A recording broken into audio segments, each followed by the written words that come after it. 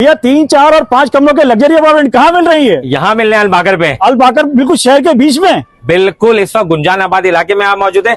आइए अंदर चलते हैं। ये जगह कौन सी है? ये कहलाते हैं मेन फारिया चौक, स्कीम 33 गुजारे हिजरी का इलाका भाई है। मुझसे तो रहा नहीं जा रहा, अंदर चलते हैं, आपको फ्लैट दिखाते हैं। आ जाए। इस पे हमने एक ऑफर भी दी हुई है 5 पे 5, यानी कि 5% आप बुकिंग दीजिए, 5% कैश का इसमें डिस्काउंट भी लीजिए। अब आते हैं इसकी डिटेल्स की तरफ। एफबीसी से अप्रूव्ड है, लीज प्रोजेक्ट है। दूसरी अहम खसूसियात में शामिल है, इसमें 3 floor cover car parking, stand by generator, RO plant, मस्जिद, community centre, gym, gaming zone, rooftop garden भी मौजूद है और उसके साथ बारबेक्यू की कुछ सेटअप भी हम लगाएंगे।